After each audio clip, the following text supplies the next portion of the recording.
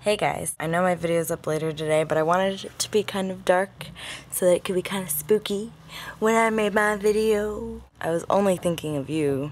I wasn't like sleeping all day or anything. We're talking about scary stories and stuff. I don't really have any particular Halloween scary stories, but had some paranormal experiences throughout my life. The first one was when I was little. And I will be the first to admit that this could have totally been my imagination. But here's what used to happen. I was still in elementary school, probably 3rd, 4th to 5th grade. We had this really old computer. My room is upstairs. Here's my room. There's a tiny bit and there's the bathroom, and then there's a tiny bit and there's the computer room. And then my sister's room is on the other end of the hall, and downstairs is my parents' room. And I would be laying in my little bed, and because I didn't do what I was supposed to, called go to sleep, I would read at night, I would hear typing on the keyboard, and it always really freaked me out, and I would just tell myself, you know, like, it's mom or dad. But then, like, I would wake up and it would be like 2 in the morning, and I would hear the typing, and I was like, Mom and Dad didn't stay up that late, but I was just told myself it was them. One of them was up, or Kara snuck out of her room or something. That's my sister, by the way. Well, as I got older, and I mean, it didn't happen every night, but it did happen often enough that it really freaked me out. I was genuinely very afraid. So as I got older, a little bit braver, finally, one night, I got up, and I made my way to the computer room, shaking. I could hear the clicking, the typing, and this is where I know that it could have been wind or air pressure from me opening my door, or it could have been totally in my head, because I was so afraid that, like, my mind was swimming. Like, could have maybe not even happened. But I swear to you, my little 5th grade self looked in the computer room, and the swivelly computer chair turned towards me. It freaked me out. It scared the crap out of me, and I told my friends about it, and I ran downstairs crying to my parents, and they were like, it's nothing, you just had a bad dream, go back to bed. And I was like, I don't want to walk past that room, I'm scared. And then, this makes it sound stupid too, that computer was really old, and we got rid of it and got a new one, and I never heard it again. Believe what you want, but I sincerely believe that we had a ghost, and maybe it was attached to a computer for some reason. I don't know.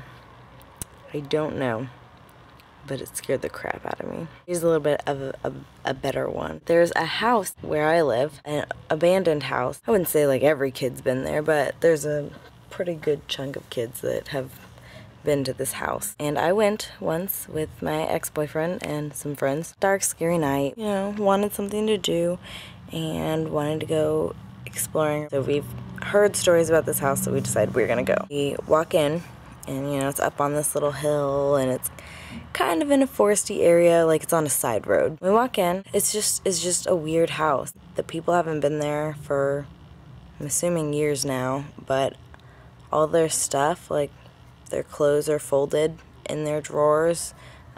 There's dishes out on the kitchen table. It's genuinely really creepy. It's one of those things you're like, what happened to them? Like, their stuff is all still there. I didn't go down the basement because I was already scared. I'm not good at being scared, and so I did not go down to the basement. They had pet birds that once they died, they got them stuffed, and so the dead stuffed birds are in the basement, and that wasn't so much what creeped me out, it was just the basement looked like a dungeon. It looked like the perfect place to be murdered in, and I wasn't having it. So I did not go to the basement. So it was a creepy experience. The fun part comes in when it was my birthday party, and I decided I'm gonna have a pretty big party that year. I just invited whoever wanted to come. This guy shows up, and he knew I had been to that house. He had gone, and he had taken something, and it was like a journal. It wasn't like a diary necessarily. It was like a planner, but it had enough in it for me to find out some things that I didn't want to know. He gave it to me for my birthday. I didn't want it. I did not want that. So we're reading through it. We Google this thing. The woman was in a cult. so that doesn't make it creepy at all that all their stuff is just there and they vanished. I don't remember what it was.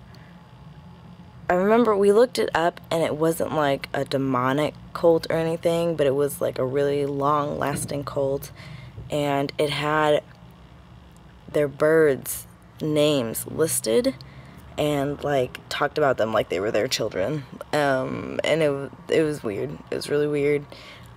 The whole journal was weird. It was just this little black old journal, and it creeped me out so much. It felt wrong, like holding it in my hands. I hated it, and I was so mad at him, and I finally got him to take it back to the house. I think he took it back to the house. He at least took it from me. So, not that night though. It was a couple months that I had that stupid thing. I hated it. Oh, it creeped me out. I didn't want that. I didn't want them to come like haunt me or something because I had their journal. The cult to come after me. Oh god. Otherwise, Halloween is next week. We're gonna show off our costumes next week. Fun. I went and saw Paranormal Activity 3. Way better than the first two. Way better than the second one. I would say it was better than the first one. It scared me a lot more than both of them. Go see that. Freaked me out. Everyone should try to rent a movie called The Ghost and Mr. Chicken. It's a Don Knotts movie and it's so good. It's so good, and I always want people to watch it, and nobody ever does. So you guys should try and watch it, because it's really good. It's really good. Really good. Oh, it's really good. And I officially got my VidCon ticket, so that means I get to meet TJ and Danielle. And I'm also thinking about doing study abroad in London, so I might meet you, Alicia, someday. We will try. I will see you, Alicia, tomorrow.